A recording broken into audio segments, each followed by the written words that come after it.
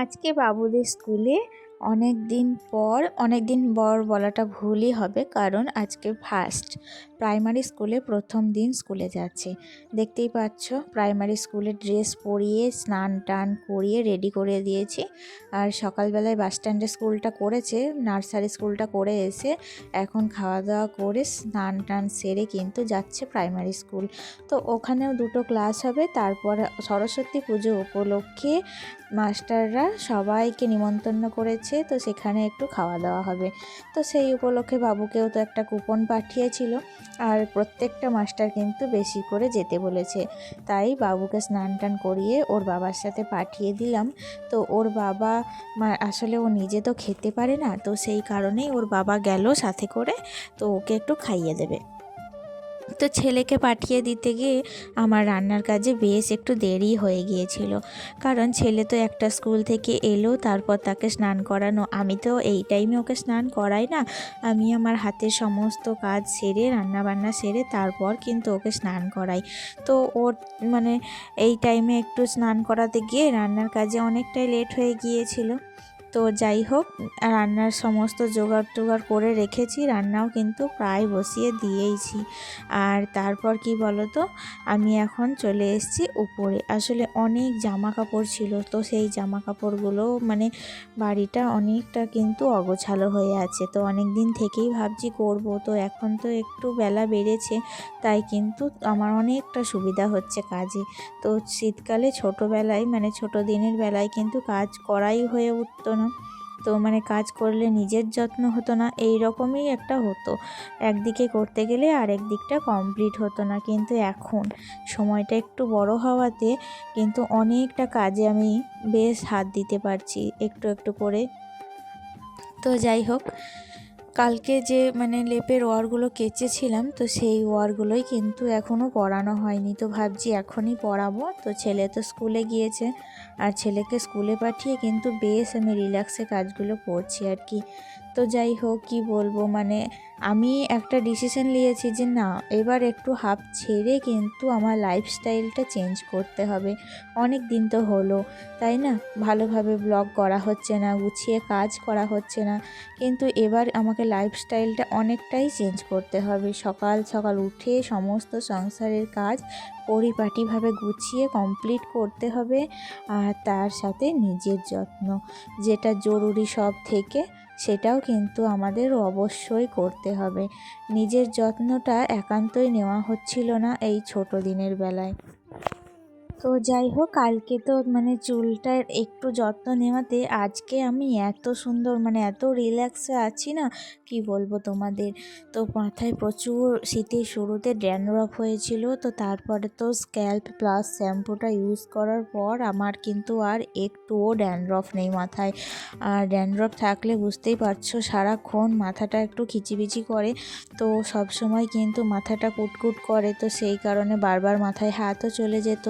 তো এরকমই একটা অসুবিধা হতো। তো তারপরে কিন্তু আমি স্ক্যাল্প প্লাস এই মেডিসিন একটা শ্যাম্পু, তো এটা ইউজ করার পর অনেকটা রিল্যাক্সে আছি। তো কালকে একটু হেয়ার মাস্কটা নেওয়াতে এখন চুলটা অনেক স্মুথ আর সিল্কি হয়ে উঠেছে। তো যাই হোক, দেখতে পেলে আলনাটাকে কিভাবে গোছাচ্ছি। এত নোংরা হয়েছিল আলনাটা, আমি নিজেই দেখে নিজেরই বিরক্ত লাগছিল, যে মনে হচ্ছিল কতক্ষণে আলনাটাকে পরিষ্কার করব আর কি। এখনও কিন্তু ওই ঘরের আলনাটা আমার অগোছালো হয়েই পড়ে আছে, তো একটা একটা করে সারবো। তো আমি আসলে কি করি, প্রতিদিন কিন্তু একটা টার্গেট নিয়ে নিই যে আজকে এই রুমটা যদি পরিষ্কার করি, কালকে ওই রুমটা পরিষ্কার করব। তো এইভাবে টার্গেট নিয়ে কাজ করি। তো কি বলো তো, আমাদের সংসারের এমন কিছু নিয়ম আছে যেগুলো মানলে, সেগুলো একটু আচার আচরণ করলে, তাহলেই কিন্তু সংসারে মা লক্ষ্মীর বাস থাকবে। তাই বলে আমরা বেশিরভাগ কুসংস্কার মানব সেটা কিন্তু না। কুসংস্কার বাদ দিয়েও এমন কিছু আচার বিচার করা যায় যেগুলো মানলে মা লক্ষ্মীর বাস অবশ্যই প্রত্যেকটা সংসারে থাকবে। যেমন ধরো, প্রত্যেকটা কাজ খুব শান্তভাবে ধীর স্থিরভাবে করা একান্তই জরুরি। এতে করে কাজটাও ভালো হয়, আর এতে মা লক্ষ্মীও বাস করে। আসলে দেখবে, সবসময় রান্নাঘরে যদি আমরা মেয়েরা কাজ করতে যাই, সেখানে যদি সবসময় দুমদাম আওয়াজ হয়, কোটাকুটি হয়, তাহলে কিন্তু একদমই মা লক্ষ্মী পছন্দ করেন না। তো প্রত্যেকটা কাজ মানে খুব শান্তভাবে ধীর স্থিরভাবে আর খুব সাবধান সচেতনতার সাথে যদি করা যায় তাহলে কিন্তু একান্তই কাজটা খুব পরিপাটি এবং খুব সুন্দর হবে, তাতে মা লক্ষ্মীও কিন্তু সন্তুষ্ট হবেন। আর তাছাড়া হচ্ছে মানুষের ব্যবহারটাই কিন্তু আসলে মানুষকে একদিনে বা দুদিনে দেখে দুদিনে চিনে কিন্তু তুমি কখনোই তাকে চিনতে পারবে না প্রকৃতভাবে। তার সাথে যখন ঘর করতে করতে তাকে প্রত্যেক দিন তার ব্যবহারটা দেখবে তখনই কিন্তু তো একটা মানুষকে চেনা যায়। তো আমারও এমন অনেক কিছু রিলেটিভ আছে যারা কিন্তু আমার সামনে না বললেও পেছনে কিন্তু আমার সমালোচনা অনেক করে, কিন্তু তবুও তাদের সাথে মিষ্টি ব্যবহার এবং মুখমিষ্টি যেটা না করলেই নয়, তো সেটা কিন্তু আমাদের চালিয়ে যেতে হয়। কারণ মুখমিষ্টি না করলে তো চলে না, সংসারে থাকতে গেলে সবারই সাথেই ব্যবহার করতে হয়, সে খারাপ মানুষই হোক আর ভালো মানুষই হোক। তো তাদের সাথে কথাও বলতে হয়, সবই করতে হয়, কিন্তু আমি জানি আমার পেছনে তারা কিন্তু আমার কতটা সমালোচনা করে। তবুও আমি তাদেরকে হার্ট করি না, আমি সব সময় চেষ্টা করি যে তাদেরকে তাদের মতো ব্যবহার করতে। কিন্তু কি করব, এক এক সময় কিন্তু নিজেরও অনেকটা আঘাত লাগে, নিজেরও অনেকটা দুঃখ হয় যে আমি তাদের কী এমন ক্ষতি করেছি। আমি তো তাদের কোনো ক্ষতি করিনি, তাদের কোনো কাজে বাধাও দিইনি, তাদের কোনো কাজে আমি আপত্তিও করিনি, তাহলে কেন তারা এটা করে? নিশ্চয়ই আমাকে নিয়ে তাদের প্রবলেম আছে, আমার কাজ তাদের নিশ্চয়ই অপছন্দ, আমার ভালো লাগা আমার খারাপ লাগা নিশ্চয়ই সেটা নিয়ে তারা জেলাস ফিল করে, তাই হয়তো আমাকে নিয়ে তারা আলোচনা করে।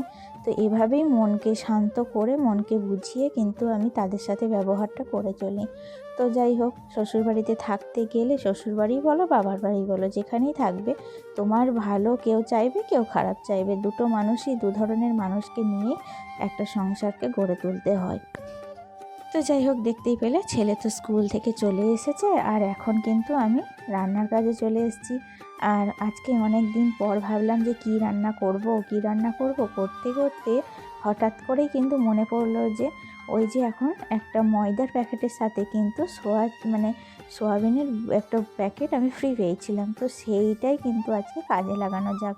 অনেক দিন হয়ে গেল সোয়াবিন খাওয়াও হয় না, আর আমার তো থাইরয়েডের জন্য সোয়াবিন, ফুলকপি, বাঁধাকপি, পালং শাক সব কিছু বারণ।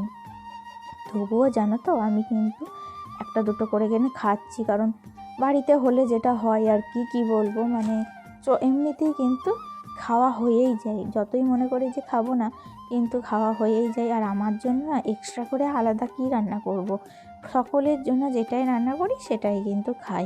তো সেই রকমই দেখো আজকে একটু রান্না করব সোয়াবিন। তো অনেক দিন পর সোয়াবিনটা রান্না করছি, জানি না আবার কেমন হবে, তো আমি কিন্তু মন থেকে ভালোবেসে রান্নাটা করছি। যাই হোক, সাথে সবাই ভালোবেসে খেতে পারে, অনেক দিন পর হচ্ছে। আর আমার হাজব্যান্ড সোয়াবিন খেতে ভীষণ ভালোবাসে, তো যাই হোক ওরও ইচ্ছা করছিল অনেক দিন থেকে খাওয়া, তো তার জন্য আরও বেশি করে বানিয়ে ফেললাম সোয়াবিন আর আলুর তরকারি। তো এইদিকে দেখো ভালোভাবে লাল লাল করে কিন্তু ভেজে আমি কিন্তু মশলা কষিয়ে ভালোভাবে রান্নাটা করেছি। আর এখন জল দিয়ে তারপর স্বাদ মতো লবণ এবং মিষ্টি দিয়ে প্রেসার কুকারে মাত্র 2টো সিটি মেরে নেব, তাহলেই কিন্তু সোয়াবিন আলুর তরকারিটা একদম রেডি হয়ে যাবে। আর কি বলো তো, ছেলে তো স্কুল থেকে চলে এসছে আর ওকে স্নান করানোর ঝামেলাটাও নেই, তারপরে ও তো খাওয়া দাওয়াটাও করে এসছে, তাই কিন্তু ওকে খাওয়ানোর সমস্যাটাও আর নেই, তাই কিন্তু আমি এত রিল্যাক্সে কাজগুলো করতে পারছি। আর যখন অন্য সময় কি হয় বলো তো, ও তো স্নান করার জন্য খাওয়ার জন্য একটু তাড়াহুড়ো শুরু করে দেয়, সেই কারণে কিন্তু আমাকেও এদিকে কাজগুলো একটু তাড়াহুড়ো করে কমপ্লিট করতে হয়। তো আজকে তো সেই তাড়াহুড়োটা নেই, তাই কিন্তু অতটা তাড়াহুড়ো নেই, আস্তে আস্তে রিল্যাক্সে সমস্তটা কমপ্লিট করছি। আর আজকে তাছাড়াও রান্না করব এই যে পালংয়ের শীষ, অনেক দিন থেকে কেনা ছিল জানো, আর শ্বশুরমশাই আবার সকালবেলায় উঠে একাটি পালং শাক কিনে নিয়েছে।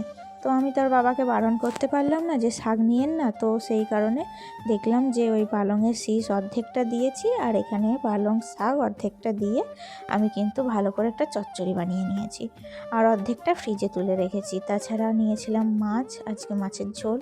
আজকে আবার কি বলতো, একটু রুই মাছ নিয়েছি, তো প্রতিদিন আর কাতলা মাছ খেতে ভালো লাগে না, তো এক দিন যদি একটু চেঞ্জ হয় তো ভীষণ ভালো লাগে, তাই না? তো যাই হোক, মাছটাও ভালো করে বেছে তারপর কিন্তু এদিকে ততক্ষণে পালং শাকের চচ্চড়িটাও রেডি হয়ে গিয়েছিল, আর সয়াবিন আলু তরকারিটা তো আগেই নামিয়ে নিয়েছিলাম। তো এখন শুধু মাছটা কমপ্লিট করলেই রান্নাটা অনেকটা হয়ে যাবে। তারপরে আবার এদিককার রান্নাঘরের যা টুকিটাকি কাজ, গ্যাস ওভেন মোছা থেকে শুরু করে ঘর বারান্দা সব কিছু ভালো করে মুছে পরিষ্কার করে নেব। আসলে কি বলো তো, আমাদের মেয়েদের বেশিরভাগ সময়টাই রান্নাঘরে কেটে যায়। তো যারা আসলে আমাদের মতো গৃহিণী, তারা শুধু রান্না বান্না, সকালে একবার, দুপুরে একবার, সন্ধ্যায় একবার, এই করতে করতে কখন সময় কেটে যায় নিজেও বুঝতে পারি না। তো হঠাৎ করেই তো মানে রান্না করতে এত ভালো লাগে যাবে আমি নিজেও ভাবতে পারিনি। আসলে বিয়ের আগে তো এত রান্না কখনোই করিনি। তো এখন বিয়ের পর সব সময় রান্না করতে কিন্তু বেশ ভালোই লাগে, খারাপ লাগে না।